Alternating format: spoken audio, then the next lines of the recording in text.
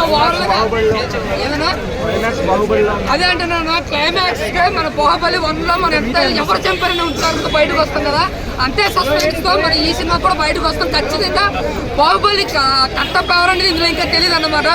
So ఆ suspense అయితే బాగా బిల్డ్ చేశారు కొరటాల శివ గారు. అంటే ఎవరి పని వాళ్ళు చేసుకోవాలని అన్నారు కదా, బట్ అవి చూసి ఏంటి ఎక్కువ వాగుతున్నాం అనిపిస్తుంది. కానీ కొరటాల శివ చాలా అంటే చాలా కష్టపడ్డాడు. అలాగే అంతే ఎక్కువగా మన అనిరుద్ధ్ కూడా చాలా కష్టపడి బీజిఎం చాలా డిఫరెంట్ గా చాలా బాగా ఇచ్చాడు అనమాట. So Anirudh and Koratala Shiva next level లో పెట్టాడు. ఇంకా ఎన్టీఆర్ గారి యాక్టింగ్ మాసులు నలుగుడు అయితే ఓచుకోదు అనమాట. ఫ్యాన్స్ కి అయితే ఫుల్ బిర్యానీ మీల్స్ అనమాట. అదర్ ఫ్యాన్స్ కూడా చాలా బాగా నచ్చింది అన్న. సినిమా అయితే ఒక రికార్డు బలపడి 7వ హిట్, అలాగే రాజమౌళి రికార్డులు బద్దలు కొట్టిన ఖచ్చితంగా 1000 కోట్ల సినిమాని ఖచ్చితంగా చెప్పొచ్చు. సినిమా అయితే అన్న జాహ్నవి కపూర్ క్యారెక్టర్ చాలా తక్కువ ఉందన్న. నిజంగా చెప్తున్నాను, జాహ్నవి కపూర్ న్యాయం జరగలేదు.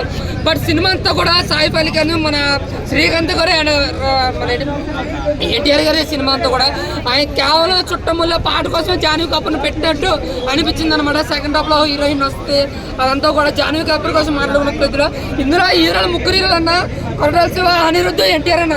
సినిమా అయితే మాత్రం బ్లాక్ బస్టర్. ఒక ప్రభాస్ ఫ్యాన్ ఒక ఎన్టీఆర్ సినిమాని బ్లాక్ బస్టర్. Thank you.